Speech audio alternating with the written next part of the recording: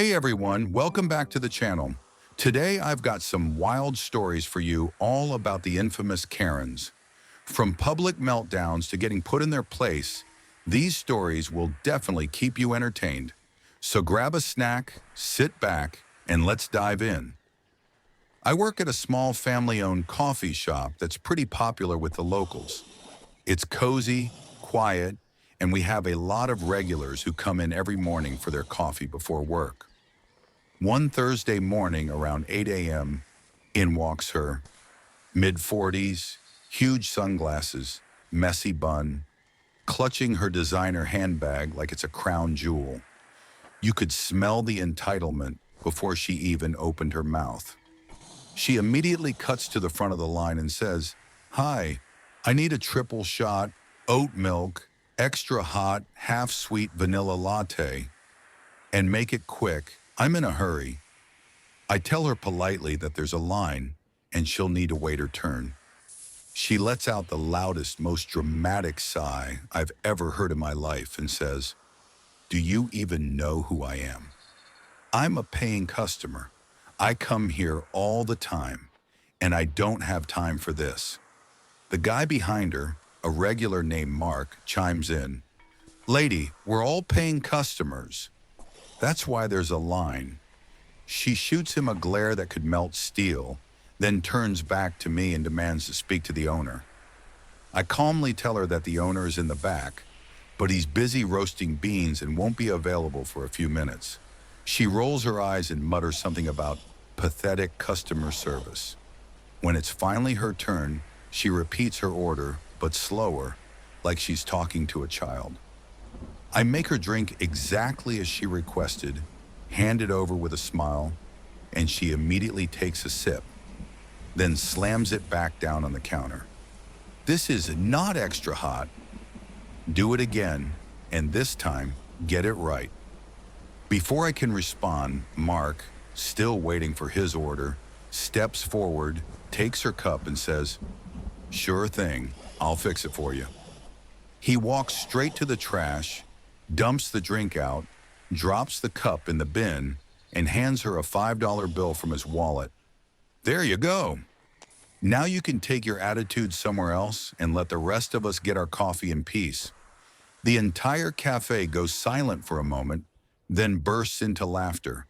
The Karen stands there red-faced, mutters something about never coming back, and storms out. Best part? She hasn't been back since, and Mark gets free coffee for life from the owner for that one. Wow, that one was intense. But trust me, the next story takes things to another level. A few years ago, I worked at a small hardware store. It wasn't anything fancy, just a local shop where people came in for paint, tools, or gardening supplies. Since it was a neighborhood store, most of our customers were pretty chill. But of course, we had one regular who made everyone's life miserable. Let's call her Karen. Karen would come in at least once a week, and every single time, she'd create drama. If an item was on sale, she'd insist it should be cheaper. If it wasn't on sale, she claimed she saw it in the ad and demand the discount anyway. She also loved yelling at the younger employees, accusing them of not knowing anything, and demanding that someone competent help her. One Saturday, she comes in looking for a very specific brand of lawn fertilizer. We didn't carry it.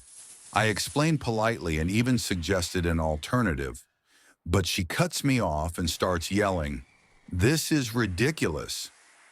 You people call yourselves a hardware store?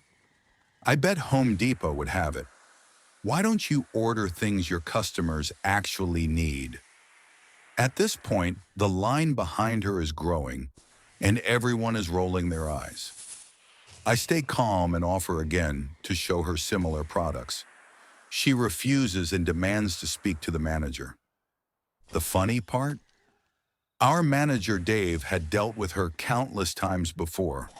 He comes out, listens to her rant for about a minute, and then asks, totally deadpan, "So just to confirm, You want me to order this specific fertilizer, stock it in the store, and give it to you at a discount? She smirks and says, exactly. Finally, someone gets it. Dave pauses, looks her straight in the eye and says, no. What I can do is recommend the Home Depot 5 miles down the road. I'm sure they'll love seeing you every week as much as we do. The whole store erupted in laughter.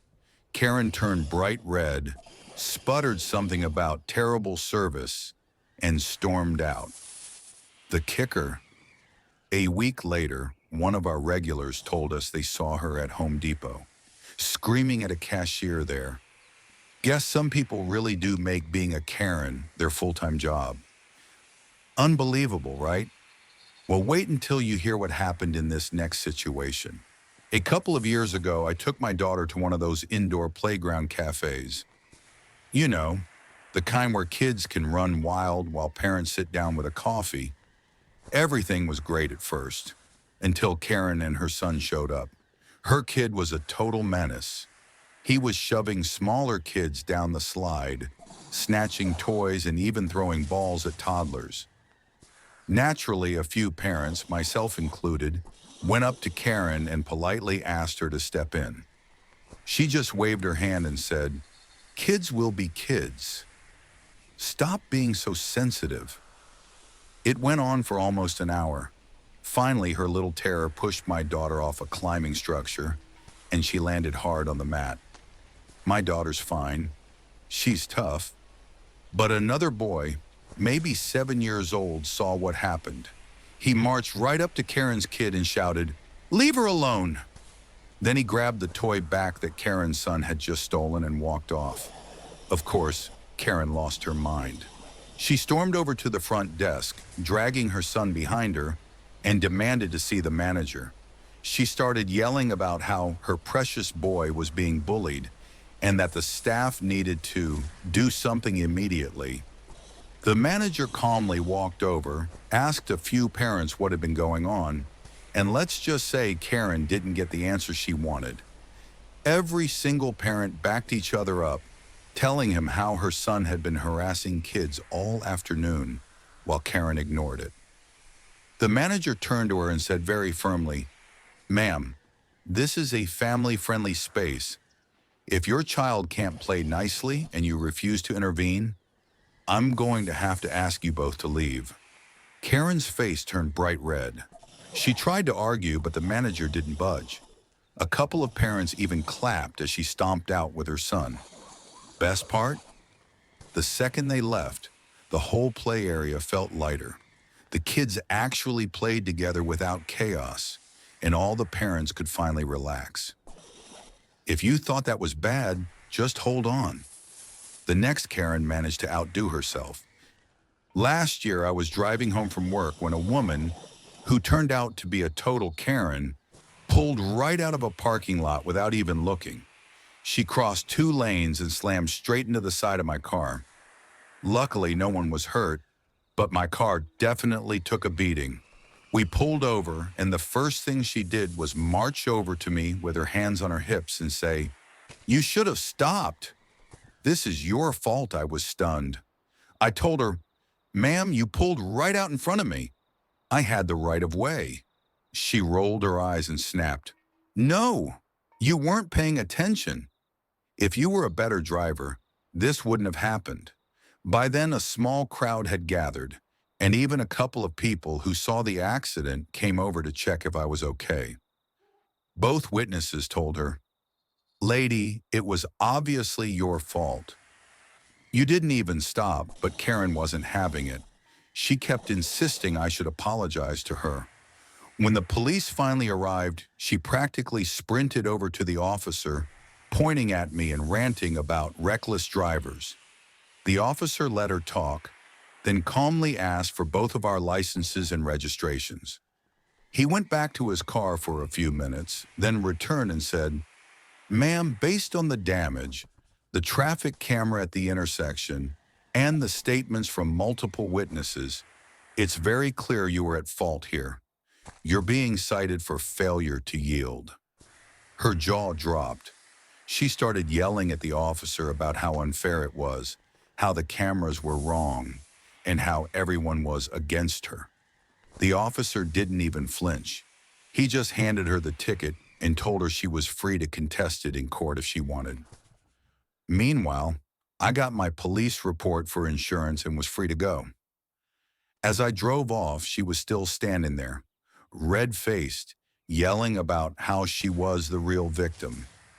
Sometimes karma works instantly. Crazy story, huh? But it doesn't stop there. Let's move on to the next one. A few months ago, I was on a flight from New York to Dallas. Everything seemed normal until Karen boarded. She was one of the last passengers to get on, dragging two giant carry-on bags, even though the flight attendants were clearly telling her that both wouldn't fit in the overhead bins. Of course, she ignored them and started arguing. "Well, I paid for my ticket, so I can bring whatever I want." "You just need to make space." The flight attendant, staying professional, explained that one of her bags would need to be checked. Karen threw a fit, saying she didn't trust airlines not to lose her things. After a few minutes of holding up the entire boarding process, she reluctantly gave up one bag, but not without loudly complaining the whole time. Once we finally took off, she got worse. She kept reclining her seat all the way back, even during meal service, knocking drinks off the tray of the poor guy behind her. When he politely asked her to move it up while he ate, she snapped, "I paid for this seat. I'll use it how I want." "If you don't like it, too bad." Then came the cherry on top. About halfway through the flight, she rang the call button and demanded to be moved to first class because, in her words, "This seat doesn't have enough legroom, and the service is unacceptable." The flight attendant calmly told her that first class was full. Karen then tried, "Well, then you should make someone else move. I'm a paying customer too." At this point, the entire row around her was rolling their eyes. Finally, the head flight attendant came over and very firmly said, "Ma'am, if you continue disturbing other passengers and refusing to follow instructions, we will have to alert security upon landing." That shut her up for the rest of the flight. She sat there fuming, arms crossed, muttering under her breath. But at least she stopped bothering everyone. When we landed, the captain himself stood by the exit, thanking passengers as they left. Karen tried to complain to him too, but he just smiled politely and said, "Thank you for flying with us." Meanwhile, the rest of us got off the plane with a huge sense of relief. Sometimes the best revenge against a Karen is watching her own tantrum crash and burn. That was wild. Now let's check out another Karen moment that will make you shake your head. So, a while back, I was sitting in an urgent care clinic in the US. I had a pretty nasty cut on my hand that wouldn't stop bleeding, so I figured I'd better get it checked out before it got worse. The waiting room was full. One guy looked like he had a sprained ankle. Another woman had a bad cough, and there was even a little kid with a fever waiting with his mom. Everyone was just sitting patiently for their turn. Then Karen walked in. She stormed up to the receptionist and loudly said, "Excuse me, I need to see the doctor immediately. It's an emergency." Naturally, the receptionist asked what was wrong, because in urgent care, they have to know if it's life-threatening. Karen dramatically held up her finger with a tiny little paper cut. I kid you not, it wasn't even bleeding anymore. The receptionist explained politely, "Ma'am, we'll put you in line, but right now we have patients with more serious conditions. The doctor will see you as soon as possible." Karen wasn't having it. She raised her voice so the entire waiting room could hear. "This is outrageous. I pay good money for health insurance. I'm not going to sit here for hours while you all waste my time. My finger could get infected. Do you want a lawsuit?" At this point, everyone in the waiting room was side-eyeing her. The guy with the sprained ankle muttered something like, "Lady, sit down." It's just a paper cut. But the best part? The nurse came out a few minutes later and called the name of the kid with the fever.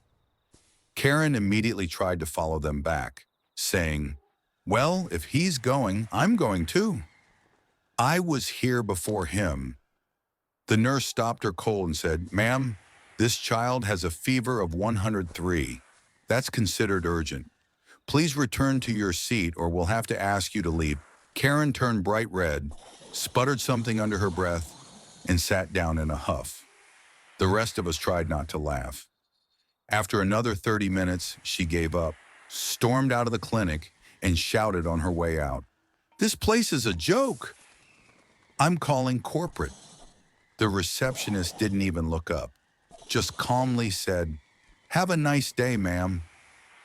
Honestly, her tantrum made the wait a lot more entertaining for the rest of us. And that's it for today's video, folks. These Karen stories never fail to amaze me. And honestly, sometimes the best part is seeing them finally get put in their place. If you enjoyed the video, make sure to hit that like button, subscribe for more Reddit stories, and share this with a friend who loves a bit of drama. Thanks for watching, and I'll see you in the next one.